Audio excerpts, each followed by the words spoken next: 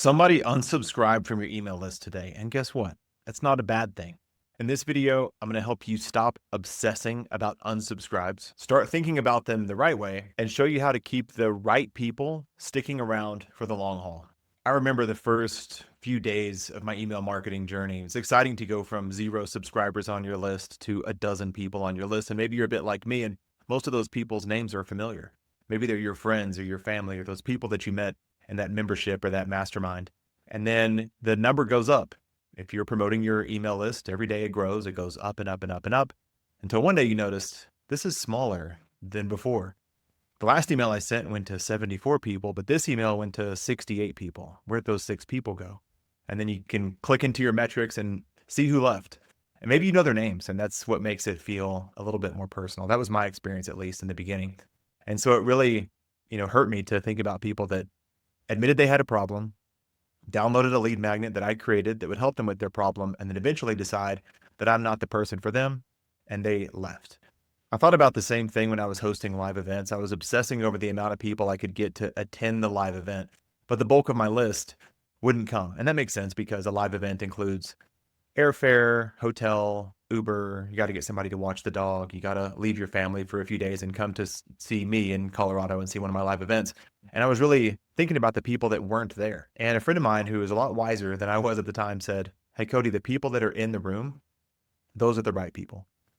Focus on those people. You can't help the people that aren't in the room. They're not the right people. They didn't want to be there. They weren't able to make it happen. And so you can't worry about those people."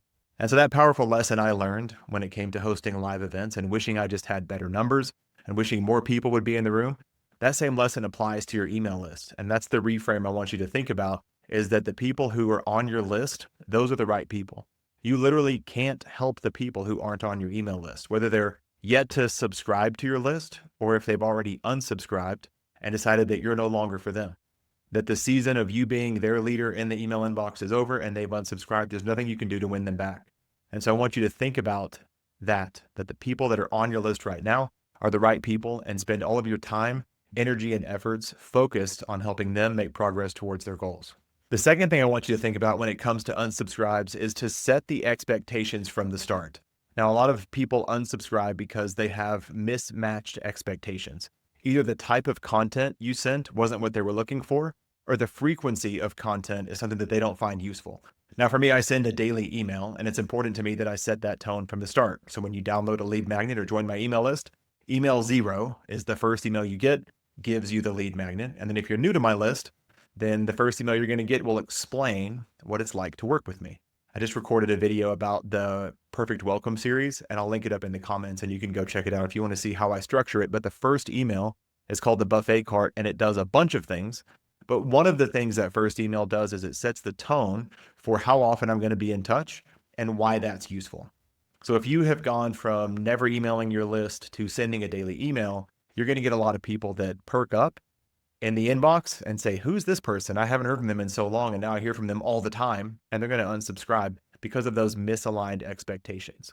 So the second thing I want you to think about when it comes to unsubscribes and how to manage them is to set the expectation in the beginning for how often you'll be in touch, and then what the emails are about. If I told you my emails are about how to make more sales and how to get more leads and how to build a more lean, laid back online business, which they are, and all of a sudden I'm sending you affiliate offers for something not related to that at all, it feels like a mismatched expectation, and I would expect you to unsubscribe because the emails aren't what I said they would be. You'll also get people that they say, "Oh, I don't want a weekly email, or I don't want a monthly newsletter, or I don't want a daily email. I want to hear from them more often. I want to hear from them less often." And so in that way, your emails and your email strategy is more of a filter that filters out the people who don't want to work with you and they would not be good customers anyways, but it keeps the right people in, and you can communicate with them about the topic that you told them you would email them about and the frequency that you said you'd be in touch, and they'll stay and they'll love it.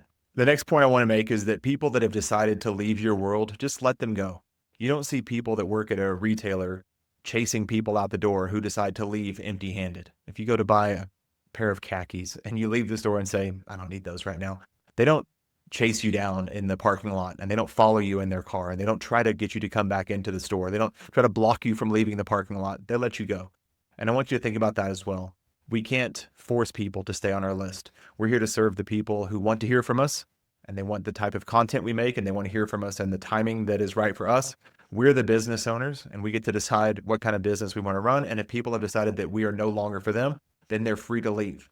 And that's less people on your list you have to worry about. It's less people on your list depending on how your email service provider handles billing. You may not have to pay for them anymore if you get charged per subscriber. It's a good thing when people have decided you're no longer for them.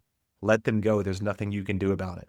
Also, as hard as it may be, try not to check. I've been sending a daily email since January of 2022. I don't look at my unsubscribes. I keep an eye on the number to make sure I'm not sending emails that are come across as spammy. I don't obsess over it.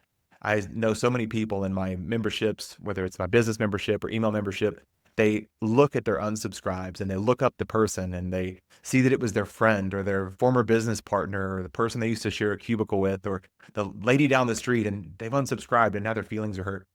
Don't do that. It may be hard for you to ignore, but trust me that your mental health and your confidence will be in much better shape if you don't obsess over who's leaving, when did they leave, when did they come, and why. Don't worry about it because there's nothing you can do to win them back. And you checking to see who all is leaving only has a downside. So remember, I want you to focus on the people who raised their hand and said, I have a problem. I would like some relief. I'm looking for a community. I'm looking for a leader in the inbox. Focus on those people. That's who wants to hear from you. That's who wants to work with you. That's who you can best help. Focusing on the people that have unsubscribed from your email list is like focusing on people who didn't show up for your party or decided to leave early. We can't do anything about those people, so let them go. And as your list grows, the number of people that unsubscribe from your list will grow as well, which is a sign that you're doing email marketing right. I know unsubscribes are a touchy subject. In a way, it feels like rejection, that people have left our world and don't want to hear from us anymore, and it hurts. And I hope these reframes in this video will help you think about it a little bit differently. Now, a couple things. Number one, if you want to see how I write a great welcome series that perfectly frames what it's like to be on my email list, then I'll link up that video that you can watch. And number two, if you're wondering how to get an endless stream of people onto your email list in the first place, then you can click that button and watch that video as well.